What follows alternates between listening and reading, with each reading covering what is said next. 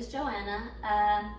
For those of you that are new here, I am an above the knee, I have hiccups. I'm above the knee amputee, a mom, a wife. Sorry, babe, I forgot my ring. And I have hiccups. Today, I want to start, this is going to be the first video to my series of my testimony as a survivor of domestic violence. If you follow me on Instagram, you know I advocate for domestic violence survivors. I'm constantly sharing quotes and DV survivor pages, posts. I have only recently gained the confidence to share my story publicly. That means I'm going to go into detail with my story as a DV survivor. Oh, I'm so annoyed because I have these hiccups. Disclaimer.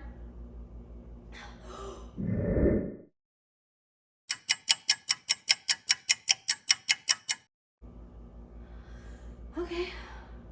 You know what? I have some gum right here too. But quick disclaimer. For legal purposes, any crimes mentioned in my story are completely alleged unless the perpetrator has been convicted by the court system. Just needed to throw that out there. Also, my page does not condone bullying, abuse, harassment, or violence of any sort. I will not be using my abuser's name for personal reasons and legal purposes. I will only be referring to him as either my abuser or abusive ex. If you are a survivor of domestic violence, if you are living in a unhealthy, violent relationship now, if you are currently a victim of domestic violence, this could be triggering.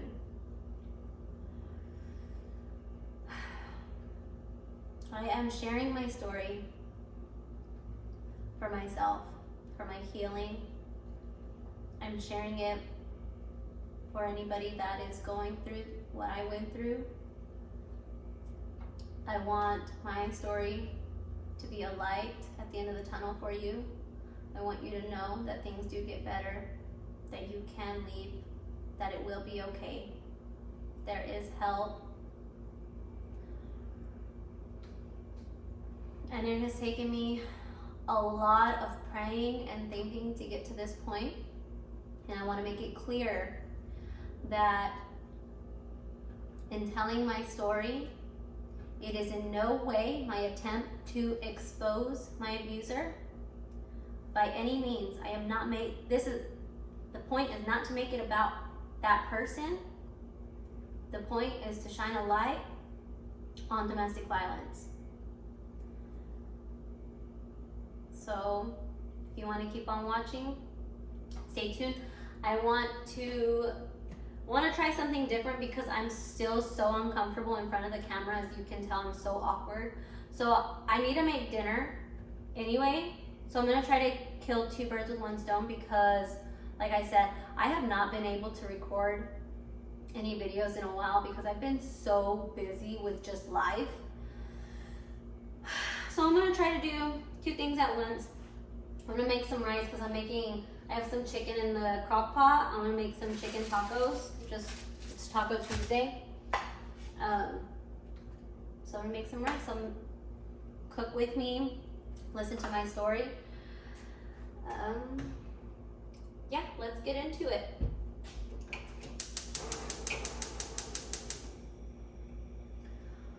So,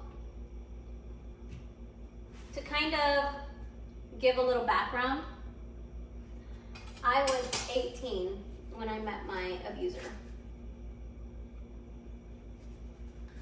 Him and I met through mutual friends. One of my girlfriends was dating one of his best friends, and that's how we met. We all kind of just hung out in the same group. And initially, like, he was like the funny guy of the group. He made everybody laugh. And so I was immediately drawn to his personality, but on a very platonic level. But there, you know, when you're in the same friend group, people talk, and he had a crush on me, and they would give him a hard time about it. And he was pretty obvious about it too, but I was only 18. I was living in my first little apartment, and I was working like 2 jobs. I didn't have time for a boyfriend. I didn't want the commitment either. So I just kind of brushed it off. I really didn't pursue anything with him. Until a little further down the road, I guess, like, I'm very easily influenced, or I was, and people's words just kind of got to me, so I decided to give him a chance. You know, he was not the most handsome guy. His personality was definitely like the most attractive thing about him. Not like to be rude, I guess. I mean, that sounds shitty, but immediately I wasn't like drawn to his looks. It was his personality. I don't know how much rice I'm gonna cook. But we dated. We ended up dating like later that year that we met. I think, I honestly don't remember the timeline. If you suffer from trauma like I do, you know that a lot of your past is kind of blurred because of the trauma. So I can't say I know. I can't say I remember. I didn't write it down. I don't remember exact dates and stuff pertaining to this story. But we dated for a little bit. He was really respectful. You know, he was like, I don't want to say like the relationship was very romantic, because it was more like he just kind of grew to be my best friend. Like, we would talk for hours, stay up talking and just hang out. But I started feeling really suffocated in the relationship because, again, I was only 18 and he was 21 at the time, and I felt like maybe he's ready for something serious, and I wasn't at all. So I lied, essentially, and I told him that I was going to be moving, which wasn't 100% a lie, because I was going to move, just not right then. But I wanted to break up with him right then. So I told him that I was moving and I couldn't do a long distance relationship. Instead of just being honest and telling him that I was feeling suffocated and didn't want the commitment, I lied. I was immature. And so we broke up, and I eventually did move. And when I moved, you know, we kind of kept in contact, but not really. Like, he would drunk dial me in the middle of the night and, like, you know, say he missed me or whatever. And I mean, I feel like that's kind of a red flag. It's not like a blaring red flag, like, oh my God, stay away, but I don't know. So I ended up moving back to the same city where he lived, where we originally met. And this was a few years that had passed between the first time we dated. So at this point, I want to say I was like 22, 23, and I had just decided to stop dating this other guy because of my abusive ex. So when I moved back, I had a cousin that was dating one of my ex's friends, and you know, they would both tell me like, why don't you give him a chance? He's a good guy. And I had already given him a chance before, and I felt like, well, we're just friends. Like, I never felt that connection. But then I was like, well, we're older now. Maybe it'll be different this time. So I ended up breaking up with the guy that I was originally dating because I don't know if I kind of convinced myself, since I had history with my ex, that it would have been worth it. But anyway, I broke up with that guy and I started dating my abusive ex. And right away, I kind of like, you know, I was like, well, I'm older now. If I was 23, he was like 28. No. 26. I don't remember.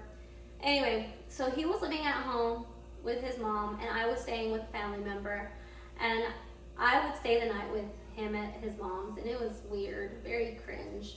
But when you're in a relationship and you think it's love, you don't think about things like that. So I was kind of thinking like we should get a place together. But first incident, I was at home and we're texting goodnight to each other. So naturally, I assumed he was at home. Like he implied he was at home and he was going to bed too. So I go to bed. Next day, cannot get a hold of him, and I'm worried. Why isn't my boyfriend answering? Is he okay? Well, then his boss ends up messaging me, and like, quick second, guys, I'm gonna add water to this. I make my rice super basic, y'all.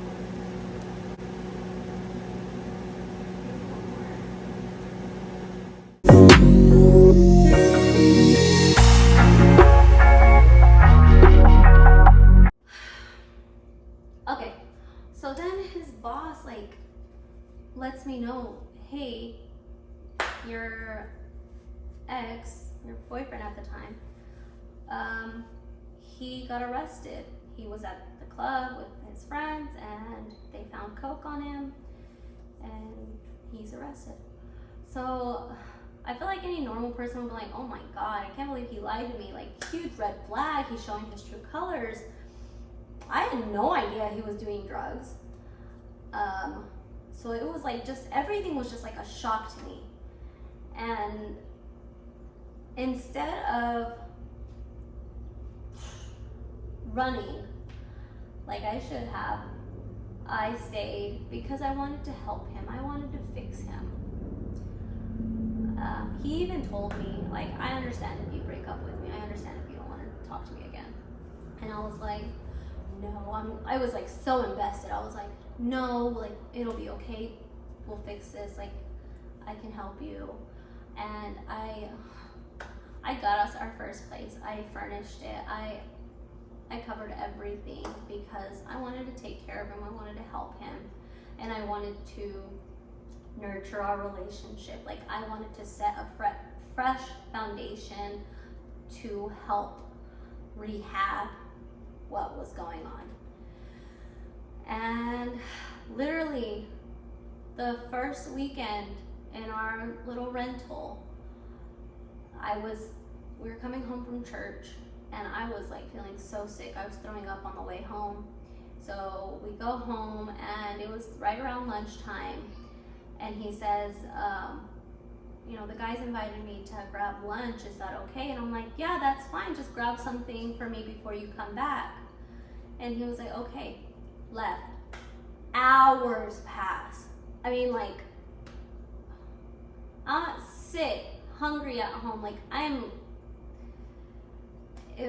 know. And so I'm calling him, and he is like so drunk on the phone, and he's laughing at me because I'm crying, because I'm literally heartbroken. I'm just like, I can't believe he's doing this to me. The first weekend that we moved in together, like, we just got home from church. It was just like he wasted no time in showing his true colors. But I feel like that's what narcissists do. People with narcissistic tendencies, they reel you in, and then once they've got you, they know that they've got you, and that's when they let it all loose. And that's what happened to me. And I remember that day I called my mom crying, and my mom, you know, she gave him the benefit of the doubt, and she was like, give it some time. I don't know, and then after that, it was like clockwork.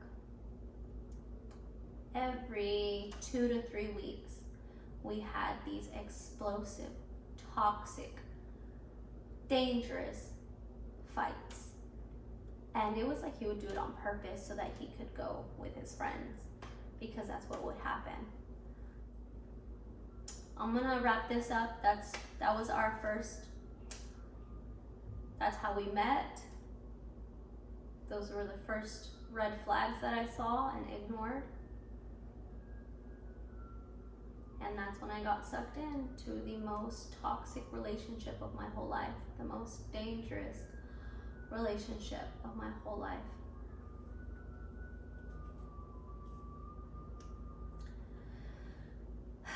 If you see red flags,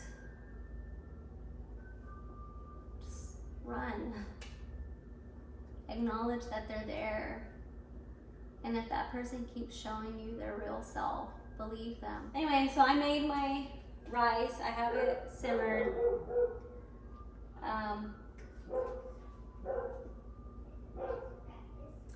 The reason that I'm starting this now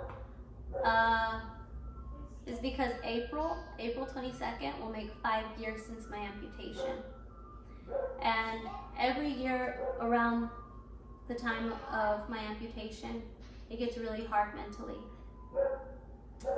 because it was very traumatic. Losing a limb is not easy.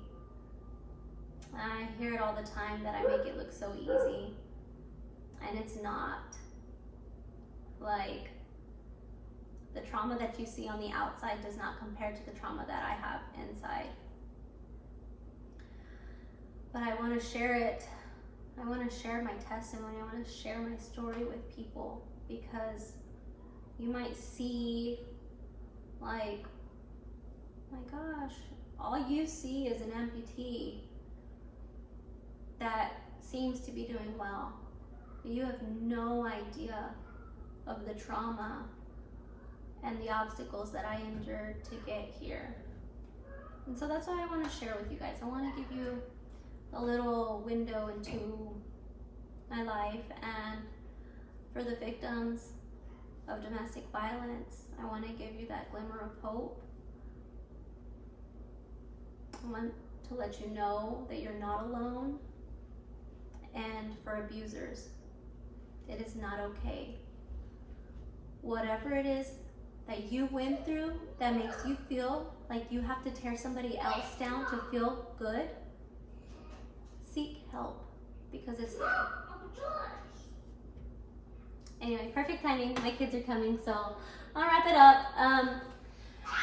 If you would subscribe, we are like 3 away from 300. And I'm so appreciative and grateful for everybody that has subscribed and liked my videos. I love you all. And I just want to spread peace, positivity, kindness, and know that every day is not positive. It's okay to have those bad days, but make sure that you pull yourself out of it. Don't stay in that rut, okay?